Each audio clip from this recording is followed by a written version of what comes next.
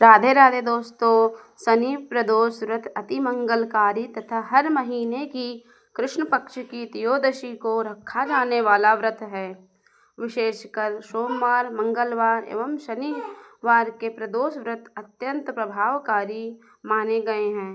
प्रत्येक पक्ष की त्रयोदशी के व्रत को प्रदोष व्रत कहते हैं। सूर्यास्त के पश्चात और सूर्योदय के पहले का समय प्रदोष काल कहलाता है।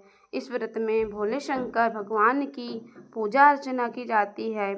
इस व्रत में साधक को निर्जल रहकर व्रत किया जाता है।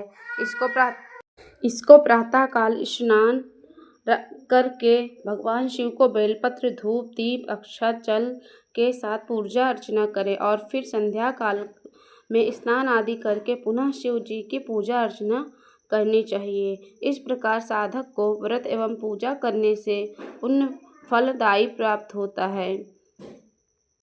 जो प्रदोष व्रत शनि के दिन पड़ता है उसे शनि प्रदोष व्रत कहते हैं। शनि प्रदोष का व्रत सभी प्रदोषों में श्रेष्ठ पूर्ण माना गया है। जो व्यक्ति इस दिन रखता है उसे खोया हुआ धन की प्राप्ति होती है और जीवन में सफलता मिलती है। तो आइए आज हम शुरू करते हैं शनि प्रदोष व्रत की कथा सुनते हैं। हेलो दोस्तों, कैसे हो आप सब? आई होप आप सभी बहुत ही ज़्यादा अच्छे होंगे। मैं आरती को अपने चैनल में बहुत ज़्यादा स्वागत करती हूँ। तो दोस्तों आज हम शनि प्रदोष व्रत की कथा का श्रवण करेंगे। तो दोस्तों कमेंट में ओम श्री शिवाय नमस्तुभ्यम वीडियो को लाइक जरूर लिखिए। तो चलिए दोस्तों हम कथा का श्रवण करते हैं। प्राचीन समय में एक नगर में एक धर्मनिष्ठ दयालु सेठ रहता था। प्राचीन समय में एक नगर में धर्मनिष्ठ दयालु सेठ रहता था। वह धन दौलत वैभव से संपन्न था। उसके यहाँ से कभी कोई भी खाली हाथ नहीं लौटता था। सभी को वह जी भर कर दान दिया करता था। लेकिन दूसरे को सुख बांटने वाले सेठ और उनकी पत्नी स्वयं बहुत दुखी रहते थे। क्योंकि वो निसंतान होने के कारण दोनों ही अंदर अंदर घुले जा रहे थे। एक दिन दोनों ने तीर्थ यात्रा पर जाने का निश्चय कर लिया और अपना कामकाज सेवकों को सौंप कर चले गए। अभी वे नगर के बाहर निकले थे, तभी उन्हें एक बड़े से पेड़ के नीचे एक समाधि लगाए हुए तेजस्वी साधु दिखाई दिए।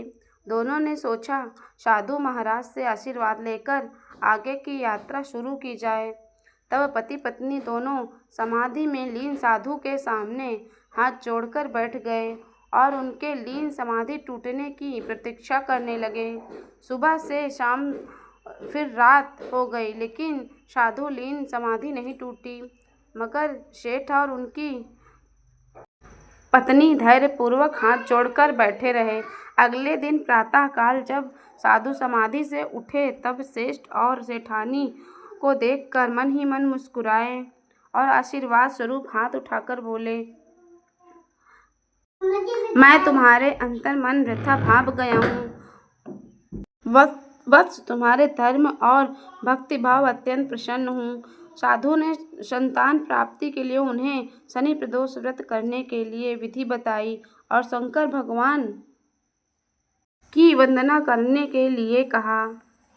हे रुद्र शिव नमस्कार, शिव शंकर जय जग गुरु नमस्कार, हे नीलकंठ सुर नमस्कार, शशि मौली चंद्र शुक्र नमस्कार, हे उमाकांत सुदिश नमस्कार, उत्प्रत उपमन नमस्कार, ईशान ईश प्रभु नमस्कार, विश्वेश्वर प्रभु शिव नमस्कार।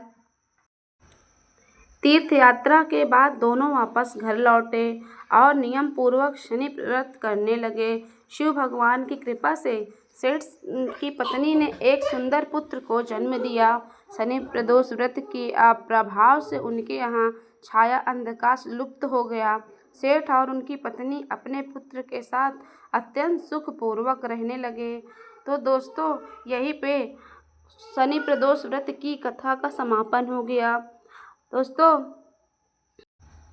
कथा सुनने वाले का भला करे और सुनाने वाले का भला हो। तो कमेंट में ओम श्री शिवाय नमस्तुभ्यम ज़रूर लिखिए।